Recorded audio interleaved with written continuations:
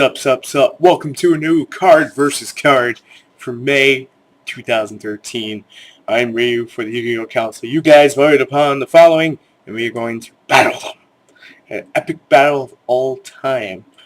And on this card versus card, we'll be looking for more submissions for the next card versus card onto the whole... This one, I was so excited when I read that comment. Was it the comment or is it mine? It was the comment. I was so excited. I had to write it down as I forget. I was so excited to do this one. Scourge Morales versus Chaos Emperor Dragon and for the end. I was about to say beginning because it's the beginning of the end when he comes out. Now, Scourge Morales here is an amazing card who can do what this guy does, but he's super hard to get out because you have to banish one light fairy and 3 dark type fiend type monsters. The easiest way to do this is like Dark Worlds and then Phantom of Chaos effect. But my little friend here, Chaos Emperor Dragon, we all know, if you ever played in Chaos anything format, you know how good he is, or can see how good he is. Eclipse Wyvern him, banish out the Eclipse Wyvern, get him back to your hand, banish the light and dark, special summon him, pay the 1000, nuke the entire field. All he requires is 1 light, 1 dark. It is the most ridiculous card in this game. It is still one of my favorites, and if it came off the ban list, I would have to find multiple ways of stopping it, but I would still love to play with him. Not to sound that way. I know it sounds insane.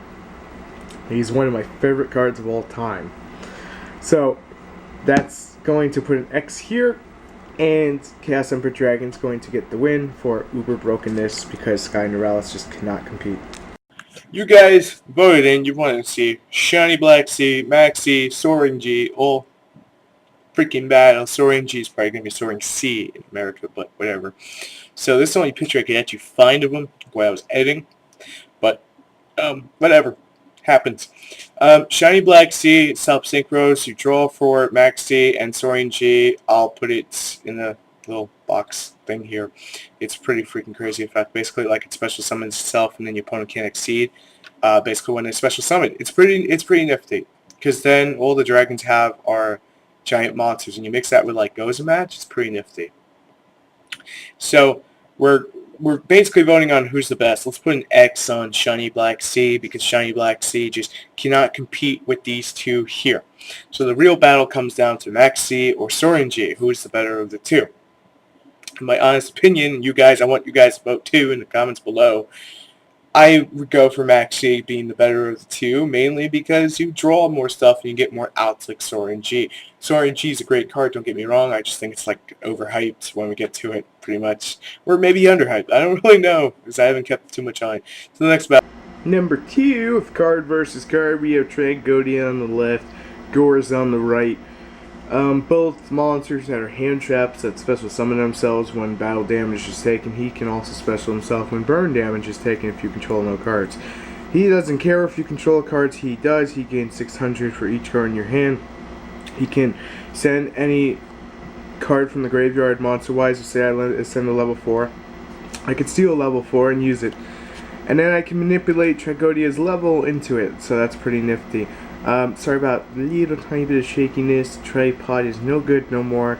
New one's on the way, but till I can actually, get it in my hands in a few weeks, it's gonna be this way.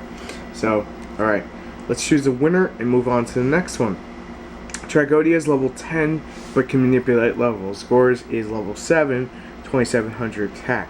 Because of the format, both of these aren't really all that great, but Trag is just 10 times better this format. Mainly because of the level of manipulation, being able to send stuff like Gores from the hand to the graveyard, but Gores can still win your game. So Tragodia gets the win, on to the next one. Remember, all names will appear on the top of who wanted the battle. Simple as that. Because I can't just like go through my papers and say this one chose this one. Crank. Alright, let's get into the god battle. Obelisk the Tormentor, Slife the Sky Dragon, the Winged Dragon Ra, all legal versions facing off to who's the best god. Winged Dragon Ra actually has its own OTK, FTK, which I'll be showing off in a later video. Slife the Sky Dragon just dominates the field and goes, domo. You can't summon your monster. Obelisk sees those E-Dragons, comes out to the board, goes, ha, you can't take me out because I'm almost a Tormentor. So the question comes down to, the question comes down to the better guard, but let's knock out one candidate right now. We're gonna knock out the Winged Dragon Ra right there, just slap an X on him. If I can do it in editing, I'm not fully sure. So we're gonna slap an X on the Winged Dragon Ra because the Winged Dragon Ra is poopy compared with these two. So let's compare these two. Slifer, you gotta have cards in your hand. Obelisk is 4,000, but Slifer can be 10 times bigger than Obelisk. And Slifer can stop summonings. You think I'm gonna say Slifer, don't you? I'm going to say Obelisk and Tormentor for the win because Obelisk just poops on those E-Dragons and it's the best of the three. All honesty, it's the best of the three. But I still want to hear you guys down below. Continuing with the battle on the left, we have Spirit Reaper. On the right, we have Marshmallow. One very preferred monster and one very evil monster. One was limited for a while because of his poking effect and ripping a card out of the opponent's hand, but when he's targeted, he gets destroyed.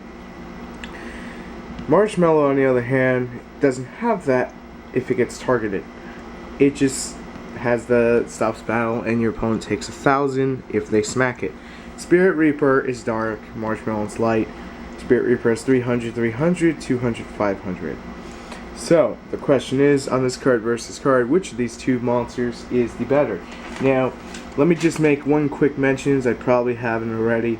The person who wanted to see this, their name will be put below, like down here, and then it'll, you'll see.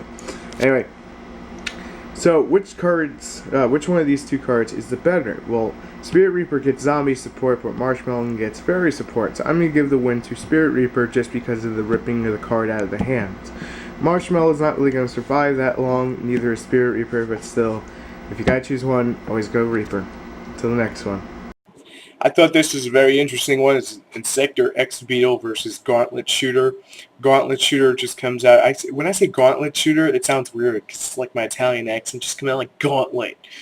Gauntlet Shooter. Gauntlet Shooter versus the Beetle. Who's the two better the cards? Well, this one's going to be a little bit tough because normally we just look at stats and say Gauntlet Shooter is better. X Beetle allows you to equip a monster from either player's graveyard and then you basically have a Scrap Dragon effect. Gauntlet Shooter just goes, I blow stuff up that's face up. Exabeetle pretty much does the same, but Exabeetle can take a Lightning Darkness in the graveyard or a Light Pulsar, put it onto it, self-equip it because it's an Insector, detach it. As long as it's the last thing resolved, they're both going to get their effects off. You're going to get a free summon. But with the LAD, Light Darkness Dragon, it's going to wipe the field, so Exabeetle's going to die, unfortunately. But with the Light Pulsar, it allows you to get Red Eyes Darkness Metal Dragon, which is pretty cool. Or you just get like a Red Eyes Darkness Black Dragon for some apparent reason. Gauntlet Shooter doesn't allow you that, but Gauntlet Shooter's got a lot more bump to the pump. And you can just blow stuff up when he comes out. X-Beetle could be MST'd in the back row, so it's kind of tough to say who would be the actual winner of this battle. But yet, I'm still going to choose the winner. And the only reason this guy's going to win is because he has one thing over Gauntlet Shooter, is because of that dark attribute. And you could take stuff like Light Pulsar, Dragon, Torbus, anything from the graveyard that's going to get a graveyard effect, even Card Trooper. I'm not sure about Card Trooper. I shouldn't be saying that because I think it's Send, so it's kind of iffy. And Card Trooper's like destroyed, so I don't think that's going to work. But you get where I'm going with it. You can even equip a Hornet and then use Hornet's effect. It's just bullshit. Alright, so Insector X Beetle for the win, Gauntlet Shooter for the loss. I'll let you guys also decide in the battle. You just put a 1, 2, 3, 4, 5, 6, 7, 8, 9, 10, 11, 12, 13, 14, 15, 16, 17, 18, 19, 20, and then you just list the winners, and I'll understand what you're saying. Alright, it's time for Battle of the Gods. Solemn Warning on the left, Solemn Judgment on the right. Well, the God Stoppers, not the gods. On the Spirit Reaper and Marshmallow, I meant to the next one, not till the next one. Anyway. So, Solemn Warning can stop any summon. Solemn Judgment can pretty much stop any card. But the reason it can't stop any summon is because something like Rescue Rabbit summon to summon 2 monsters, it can't negate those 2 monsters. Solemn Warning will be able to. Something along those lines to give you an idea how that works. So the question is, which of these two cards is the better? Now, the name of the person who wanted this is down below. It's not that hard to see that. A lot of backtracking for me. Anyway, both counter cards. This you pay 2,000. This you pay half life points. The question is, which of these two is the better of cards? That is an easy answer, and it's Solemn Judgment. Solemn Warning is a great card, but nowhere near Solemn Judgment. On the next one. So happy that Fraps is being so kind to work today. We have Evil Storm Thunderbird versus Wind Up Rabbit. Both pretty much do the same thing. They run away, and then they come back to play another day. Except that Wind Up Rabbit came first in the TCG, and it can only be used once. But Thunderbird can be used endless times, but it only gets the power boost once. Kind of bullshit when you think about it. But the question comes down between these two cards, regardless of level and stats, which of the two are going to be more beneficial to your deck, to your playstyle. Wind Up Rabbit is a pain in the ass when it comes to wind-ups. They get their effects off that way. Thunderbird, on the other hand, it's like, I run away and I drop a Battle Fader. So the question comes down to which of these two cards is better. I would say Thunderbird. And the only reason I would say Thunderbird is not because of the stats, not because of the dark, not because of the level. It's mainly because when this guy runs away, he can do it again and again and again. And again, Wind Up Rabbit can only do it like once, and that's kind of poopy. So take it out which way you want to. Thunderbird for the win. Rabbit. The Master of Trolls, UK514, comes back at us with Cat versus Rabbit. One banned, one semi-limited, one that should be limited. You're going to see why in a video coming up. It's pretty funny. Alright, so let's go into this. Rescue Cat, for those of you who do not know, you can send this card to your graveyard to special summon 2 level 3 or lower beast-type monsters. The monsters that are summoned this way or destroyed during the end phase. Doesn't sound like bad, right? But 300 attack, can be special out of the graveyard, be special from the badge zone, can be special summon in general. But the main reason Rescue Cat's so good is any 2 level 3s. Rescue Rabbit can only get you vanillas, and those can often be dead. Cats targets can often be dead too, but not nearly as dead as the rabbits. But if you get something like the dinosaurs that summon Logia, forget it. Then it's a 1900 beat stick, and it's pretty freaking good. They have the same stats. They wear the same helmet, except that Rabbit here wanted to put some freaking snowboarding freaking goggles on. I don't understand why Rabbit felt the need of that. You trying to show off? What, you trying to one-up the cat? I'm sorry, I'm getting off topic here. Alright, they're both beast types. They should both be banned. That's my just opinion. Well, this should be limited, but that's another story. Question is, which of these two cards is the better? Rescue Cat, Rescue Cat, Rescue Cat. Why? Even though this can get you a dinosaur, those 2 vanilla monsters could cost you the game. The 2 beast-type monsters really couldn't cost you the game. You can just Gold Stark it, Foolish Burial it, Monster Reborn it. You could just freaking summon it via Giant Rat, protect it, and then just do it. Simple as that. So, Cat for the win, Rabbit for loss. On to the next one. Okay, triple battle. Abyss Dweller, Photon Strike Balancer, and Mermail Abyss Gaios. Rank 4, rank 6, rank 7. This one's actually fun to do. Gaios, I actually forgot what it did, so I'll put a little annotation down here. It says exactly what it does. I can pretty much make it out, so I'm going to read it off. While this card's face up and has Exceed material result, 5 or higher monsters cannot attack. It's pretty nifty. Once per turn during either player's turn, you can detach 1 Exceed from this card, negate the effects of all face-up monsters your opponent controls, and half their attack, something like that. I can't make it that last part. I'm blind. Photon Strike Bouncer is the negate effect, and Abyss Dweller is a graveyard negate effect that gets power boost when it has water. So Abyss Dweller can go up to 2200. But the question of the matter is, which of these 3 cards is the better? I think this one's kind of a little bit obvious, so I'm going to play around with the way I'm going to do it. I'm running a water deck that can spam out all these levels, and yes, there actually is one. Neosperks used it. Which of these 3 cards am I going to want to summon out more? Abyss Dweller, Gaios, or Photon Strike Bouncer? The real answer to this is, sadly, Photon Strike Bouncer. the reason why Photon Strike Bouncer gets the win, unfortunately, even though Abyss Gaius is amazing, it requires 2 level 7 warders. Abyss Dweller had a good fighting chance, but Photon Strike Bouncer is just a lot more umphy, powerful, more dex and splash kind of thing. On to the next one. Thank you for... This one I found interesting. It's Goldfish versus Double Summon. They both kind of do the same. This gives you an extra normal summon. This gives you a special summon. Because when this card is normal summon, you can special summon 1 level 4 monster from your hands. This, you just can normal summon 1 additional this turn. You gain this effect only once per turn. Now, the reason double summon is so nice is because you can also use it for stuff like monarchs. The reason Goldfish is so nice is because it's when it's normal summon. So if you do something stupid like the following. If you summon Goldfish, you get your special for the gadget, you get your search. And you play double summon on a second Goldfish, you get it to summon another gadget, get another search. That's 4 monsters off 2 cards. And 2 of those monsters that you would get that are not shown there would allow you to get more cards to your hand, so that's pretty silly. When you go into the robot and get more search. But the question today is, which of these 2 cards is the better? And that obviously is Goldfish, because it gets more your greed support. You can do stupid things with it. It gives you a special summon, which a lot of monsters are triggered on special summon, so this is definitely going to only get better with time. This is only for normal summon, so it suffers from the same thing as a little cat friend down, little rabbit friend back over there did, and that's why Goldfish gets the win. On to the next one. So we have one monster that is pretty hard to summon, and one monster that is easy to summon but gets ran over a lot. Horse the Black Flame Dragon level 8 versus Spell Canceller. Now the reason I say Spell Canceller gets run over a lot, because a lot of people go, oh my god, I could run this inside against spell books and prophecy. No. I could run Horse the Black Flame Dragon and get the same effect. No.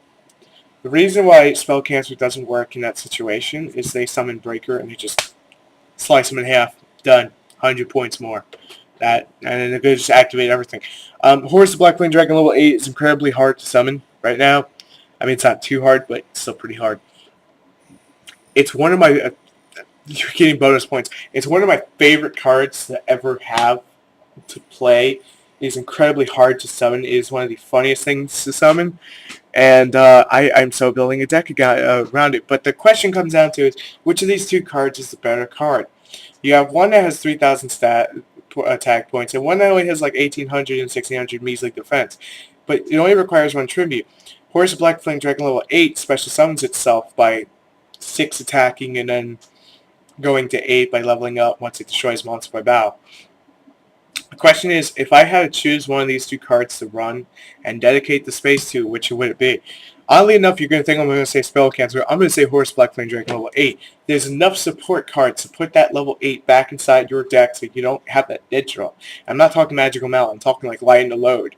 You put it back in and you draw your 1. So that's the main reason Horus Black Flame Dragon level 8 gets the win. But I still want to hear from you guys down in the comments below. Simple as that. 3-way battles are always super fun. Violin to Sigma, Shockmaster, Swordbreaker, all in one battle. Out of these 3, we have to choose one winner. I'm just going to go ahead and cut one guy out. Swordbreaker, you're out of here. Because you're wannabe Catastrophe, but you're no good. These 2 are amazing cards, though. We'll just keep Swordbreaker here. He already lost, though. Sorry. Okay, so we have Violin to Sigma with a 2,500 stat attack.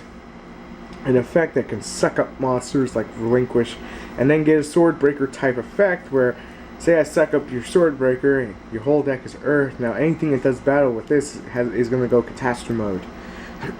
Shockmaster can negate any effect. Monster, spell, trap can't be activated. You can call one of the 3 once per turn. Get 2 of these.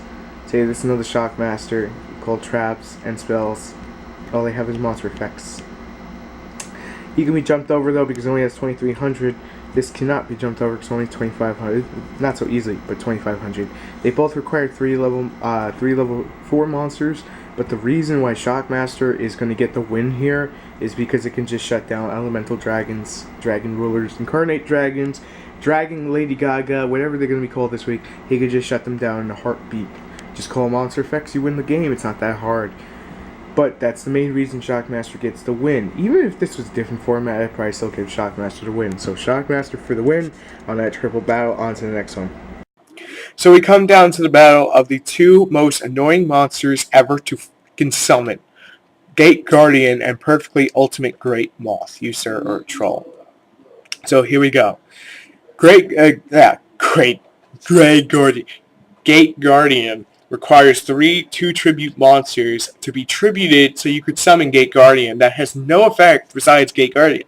Perfectly Ultimate Great Moth requires a monster that no one wants to ever play, and you had to equip it with Cocoon of Evolution and wait like 7 turns.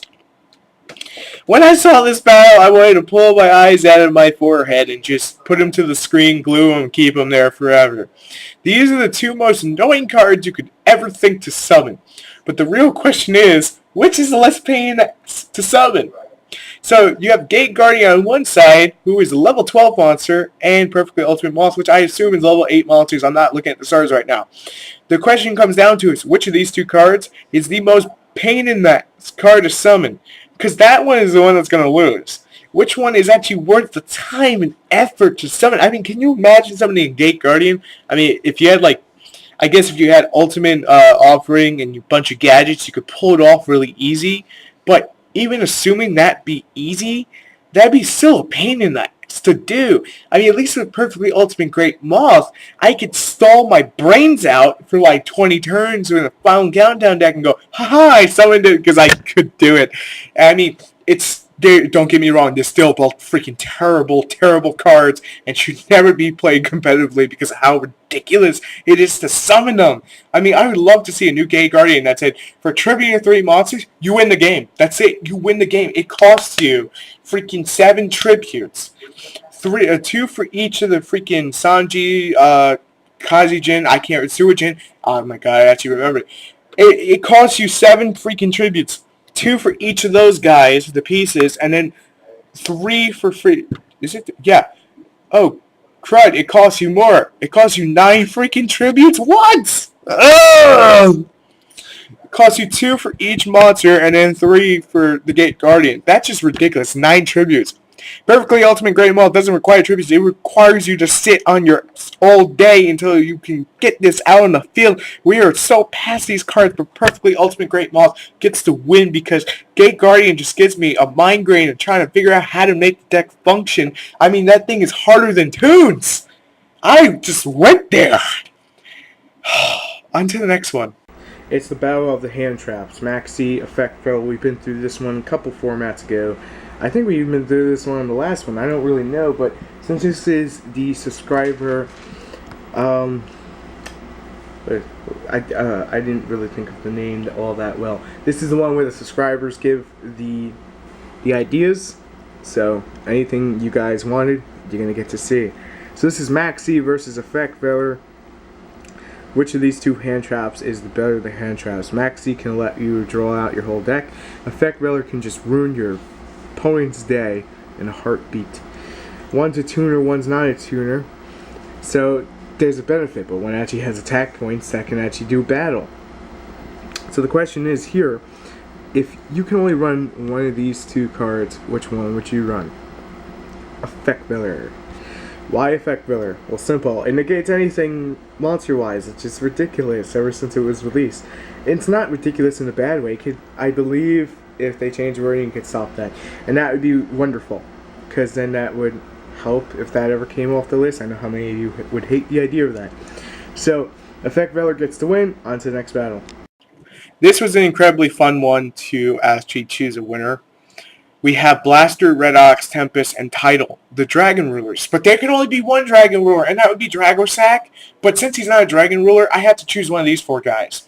And why in the world is not a light or dark one, Ryu? Well, let's see. We have Chaos Emperor Dragon, Black Electric Soldier that fill those voids. So let's just leave it at that, okay? And we're getting that new Twilight BLS that fills the void, okay? Yeah.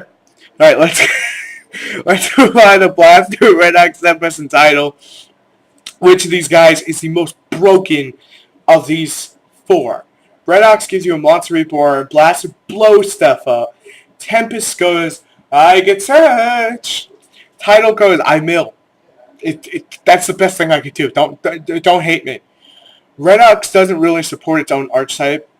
When I say archetype, I mean dragon rulers, which aren't really an archetype. They're just stuff like plants that are splashed together to the point that they are tier freaking 1, and it's just ugly how the deck plays. Tempest allows you to search, and it works great in Dragoonies. We've seen that. Thank you for you. Blaster allows you to blow crap up. It just goes, I don't care, I'm going to blow you up anywhere. Title just goes, I mill stuff. Title, you're a great card, don't get me wrong, but you and Red Ox again X's. Tempest and Blaster. Out of these 2 cards, which of these 2 would I see the most use out of? Without looking at the stock market prices that I just previously uploaded, or this comes out same day, or however the uploads are going to be, because they're going to be coming out at the same time, Blaster gets the win only because it's the most useful. Tempest, don't get me wrong, gets a second. I would say Red Ox gets a third, Title gets a fourth. Title works great in Mermels, and it works pretty freaking well in E-Dragons. But the thing about it is, Tempest and Blaster are your main 2 guys you always want to abuse, because Tempest just keeps giving you that search. Red Ox works great. Battle of the numbers, 17 on the left, 20 on the right. Does that automatically mean 20 gets the win? Hell no. They're both rank 3s. One's a light, chaos support. One is a warder. So, for those of you who don't know Leviathan Dragon, who are just watching this randomly, or you just started playing the game yesterday, I don't know, because we support all players. You can detach 1 exceed material from this card. Gains 500 attack. If this card has no exceeds, it cannot attack your opponent directly. So, meaning you can pump this to 3,000. Giga Brilliant here. Once returned, you can detach 1 exceed from this card. All face-up monsters you currently control gain 300. So that's not as nifty as 17, but it helps out the rest of your monsters. Kind of like Stardust helped out everything else during those formats, because he was awesome. But the question comes down to which of these 2 cards would be better. That's going to be 17, unfortunately, as much as I want to say 20. And the reason it's 17, I'm going to put a little X there. The reason it's 17 is simple. It goes to 3,000, can just ram face. You don't even got to worry about doing your opponent. You just ram the monster out, and then you just send little and just keep poking them. So anyway, let's get on to the next one. Here we go. Power Duality card D in a Battle of the Wits. Who is the better card to be using? Card D is just super reckless. Power Duality is super like, I'm intelligent. And it's like, I got broken stuff. Card D allows you just to draw the 2. Duality allows you to look at the top 3, choose 1, add it to your hand, but you can't special summon. Card D drags you to the end phase. Which of these 2 cards is better is the question of this. And remember, leave it in the comments below on why I'm actually like doing this. As you see it, like number 17 should have been this one. Should have been what you said. I want to hear from you guys, and then just like we'll discuss. It's cool, and leave down there for your next ones. So without getting distracted, which I was doing when I was talking, Duality gets the win only because card D is more reckless. It's faster, but it's more reckless. It's faster, but it's more reckless. It looks like Lightning McQueen. That gets bonus points, but Duality gets the win because it's just Duality. You know, you look at top 3 and you get to choose one, and it's a smarter, more consistency boost. Card D just speeds up your deck. It's, there's a difference. Consistency. When I read for this one, I got uber excited. Because this is what I wanted to actually do. Scrap Dragon versus Diamond Dire Wolf. You guys read my mind when you put for this to be battled. Okay, so Scrap Dragon requires a tuner and a non-tuner, level 4 preferably, and Diamond Dire Wolf here, you can use the breeze to get that out. Diamond Dire Wolf is just generic 2 level 4s. Okay, so once per turn you can detach 1 exceed from this card, target 1 beast warrior, or wing beast type monster you control, and 1 other card on the field, destroy them. You can destroy your own card. Why does that seem good? I can destroy a Tenki, and then destroy, I don't know, set it on my board, and then drop a Mech Lord. That's pretty cool. Scrap Dragon, let's read the effect. For those of you who don't know. Some people just don't, so that's why I go over it. Once a turn, you can select one card you control and one card your opponents control and destroy them. When this card is destroyed by your opponent's battle, either by battle or card effect, and sent to the graveyard, select one non-scrap synchro monster in the graveyard and special summon it. So basically it just replaces a tuner, but you can also use this in any deck that you can bring it out in. It's pretty cool. Direwolf here you can use in any deck, but to get his effect off, you're going to have to basically commit suicide on him. Scrap Dragon, you don't have to do that unless you really want to. But if Scrap Dragon blows himself up, he replaces himself, so that's pretty nifty if you have a Scrap in the graveyard. So, with that said, Scrap Dragon for the win, Diamond Direwolf for the loss. On to the next battle, because these are the ones that I'm filming on the camera. Now I'm finally done filming them. On to the next battle. I'm leaving this one for last. This is the finale. Thank you for watching. This is the most psychotic thing I've ever got to do. Do you like games? Your original thing was like 5 jars. I found out there was more jars, so I put all the jars. The jar battle. I went there. So we have Absorbing Jar, Fiber Jar, Cyber Jar, Morphing Jar, Cobra Jar, Dice Jar, Morphing Jar number 2, all in a 7-way freaking Yu-Gi-Oh card versus card battle. Never did I think I see the day when we go past 4 or 5. We're at 7 cards that have the same similar effects, that are jars, they can be battled against. It's ridiculous. Now, a lot of you are going to argue in the comments over who actually gets the win, but we're going to go down each and every single one. Absorbing Jar, it destroys spells and traps, and then it does stuff. It's not that great. Morphing Jar number 2 is really funny. Basically, it bounces everything back to the deck, and then your opponent has to keep drawing into stuff, but they mill that stuff that they draw. If it's not a monster, they can summon until they have the same amount of monsters they had. So you can't see, it has to be able to be normal summon. It can't be like a 2 tribute monster. It has to be a mini little monster. So you could pretty much deck out E-Dragons if you can get Morphing Jar number 2 off. If you can. Dice Jar, really old funny card. I'm just going to ignore it for the same fact that it just it depends on the dice roll. Cobra Jar gives you tokens to the opponent's side or your side. I don't fully remember. Just put it in a little annotation. Morphing Jar gives both players a new hand. Cyber Jar gives both players almost a new, blows up all the monsters on the field, and then both players draw 5 cards. Any monster that's level 4 or lower gets summoned to the field, and then basically you just do stuff. Fiber Jar is the never-ending Christmas story card that just says, I don't want this duel to end, I'm flipping everything back, and every time someone played Fiber Jar against me, or I played Fiber Jar, I had this whole deck that was just Fiber Jar and a little punch. It was so stupid. People would go up to you, they were they were curious about the duel. They were curious about the duel. I told that cat to hush. They were curious about the duel, so they would go, so you guys finished? Who won? I'm like, no, we're still in round 1 because I played Fiber Jar, and everyone just had this look like, you son of a bitch. So it was really funny, and no, we don't want those updates right now. It's really aggravating Windows 7 right now. So Absorbing Jar, we're going to give it X. Dice Jar, Cobra Jar, we're going to give it X. So this real battle comes down to Morphing Jar number 2, Morphing Jar, Cyber Jar, and Fiber Jar. From that, we can say Morphing Jar number 2 and Morphing Jar can get X's because as great as they are, they should not win this battle. It should be between Cyber Jar and Fiber Jar. I'm very fond of Fiber Jar, but I'm very fond of Cyber Jar because it gives you 5 monsters. So the question comes down to which is the better card. Which card that came off the ban list would have a bigger impact on this game right now? And in all honesty, it would be Fiber Jar, because the main reason it would be Fiber Jar is, can you imagine something like Plants or like Reborn Tango goes, oh, I went back off the field, I get to special summon myself, now I have field control and a brand new freaking spanking hand. I screwed up your dragon strategy, and the dragon player goes, ha, I could just do it again. Cyber Jar wouldn't make that much of an impact because of how freaking fast the format is.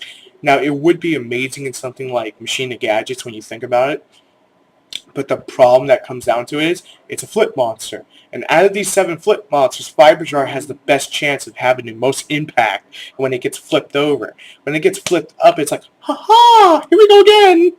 And that's why, ladies and gentlemen, Fiber Jar gets the win. Thank you for watching this epic 20 card versus card phenomenon that you guys were a big part of. I thank you very much for every input. I'll be looking for more input for June's at the end of June. So make sure to write it in the comments right now. Do not send it to me on Facebook. Right now, in those comments, leave it down in the comments if you want it in the next battle. Regardless what it is, I will make sure to battle it. Thank you guys for watching. I'm Ray for the Yu-Gi-Oh! Council. Make sure to subscribe if you haven't for more card versus card.